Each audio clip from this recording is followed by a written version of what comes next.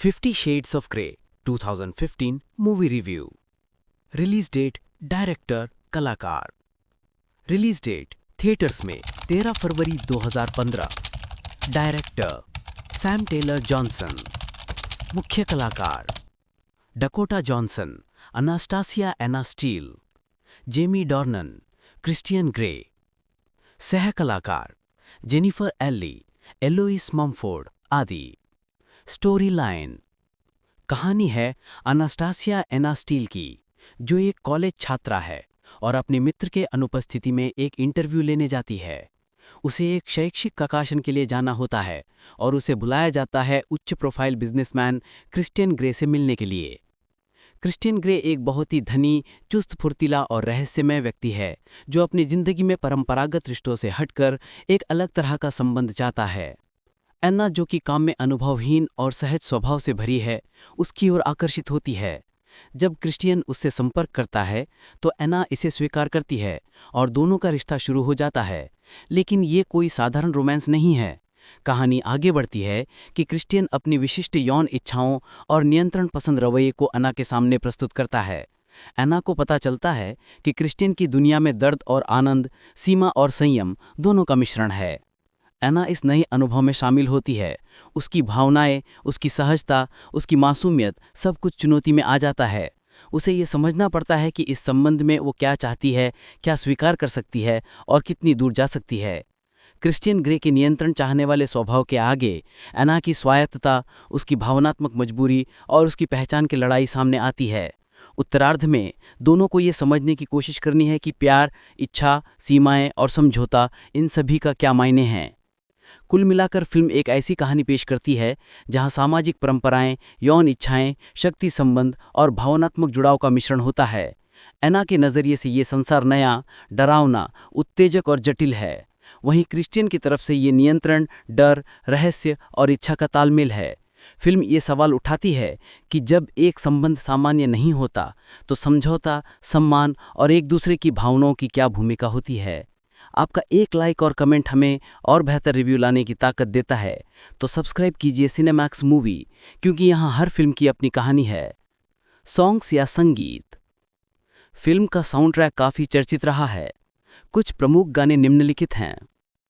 Earned it, the weekend द्वारा love me like you do, Ellie Goulding द्वारा I put a spell on you, Annie Lennox द्वारा salted wound, Sia द्वारा अन्य गाने जैसे meet me in the middle, Jessie Ware, I know you, Skylar Grey आदि।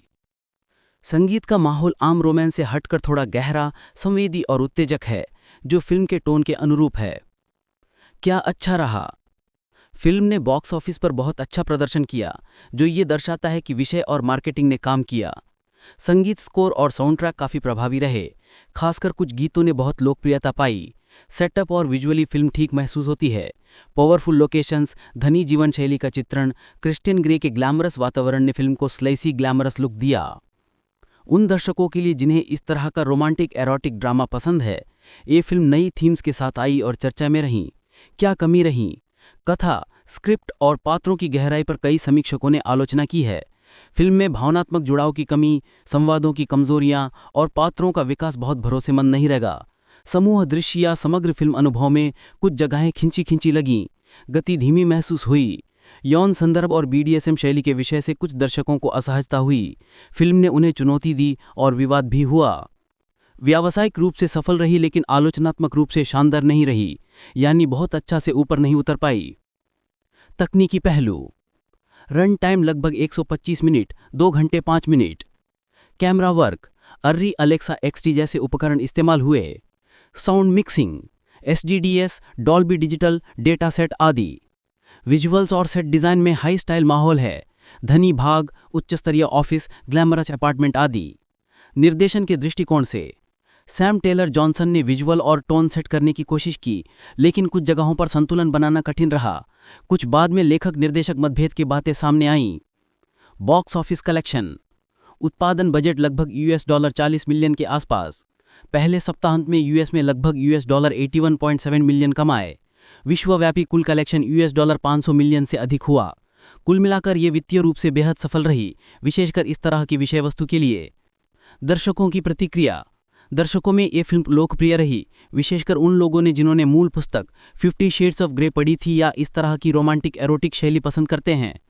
आलोचकों में मिश्रित नकारात्मक समीक्षाओं के बावजूद दर्शकों ने अपनी अलग राय दी। उदाहरण के लिए IMDb पर समीक्षाओं में कहा गया कि अभिनय और कैमरा काम ठीक है, लेकिन संवाद और पात्रों में कमी है। फिल्म ने विवादों को जन्म दिया, विशेषकर यौन संदर्भों और सीमित दृश्य स्वीकृति के कारण भारत में रिलीज नहीं हुई थी। कितना उम्र वाले लोग देखें? चूंकि फिल्म में यौन संबंध, बांधने और नियंत्रण सिद्धांत, संवादों में वयस्क सामग्री और भावनात्मक जटिलताएं हैं, इसलिए यह सभी उम्र के लिए उपयुक्त नहीं है। अमेरिका में इसे R रेटिंग मिली थी। भारत जैसे देश में जहां सर्टिफिकेशन अलग है, इस तरह की फिल्म को 18 वर्ष और उससे अधिक उम्र के दर्शकों के लिए उपयुक्त माना जाना चाहिए। कम उम्र या संवेदनशील दर्शकों के लिए ये चुनौतीपूर्ण हो सकती है। OTT अन्य platform release date. Home video, DVD और ब्लूरे रिलीज 8 मई 2015। डिजिटल प्लेटफॉर्म पर भी इसी समय उपलब्ध हुई थी। भारत में थिएटर में रिलीज नहीं हुई थी, इसलिए OTT प्लेटफॉर्म पर उपलब्ध था। स्थानीय लाइसेंस और भू अधिकार पर निर्भर करेगी। निष्कर्ष: 50 शेड्स ऑफ ग्रे एक विवादास्पद लेकिन व्यावसायिक रूप से सफल फिल्म है। अगर आप रोमांटिक एरोटिक थ्रिलर शैली, ग्लैमरस सेटअप और संगीत मिलित अनुभव को पसंद करते हैं तो ये फिल्म आपके लिए देखी जा सकती है।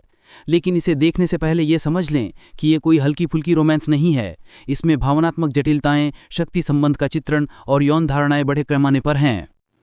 यदि कथा, अभिनय, संवाद में गहराई चाहते हैं तो ये फिल्म आपको पूरी तरह संतुष्ट नहीं कर सकती। लेकिन यदि आप विषय की नवीनता, लाइफस्टाइल, ग्लैमरस और पॉपुलर संगीत का मिश्रण देखना चाहते हैं तो ये फिल्म आपकी पॉपकॉर्न लिस्ट में आ सकती है। आपका एक लाइक और कमेंट हमें और बेहतर रिव्यू लाने की ताकत देता है। तो सब्सक्राइब कीजिए सिनेमैक्स मूवी, क्योंकि यहाँ हर फिल्म की अपनी कहानी है।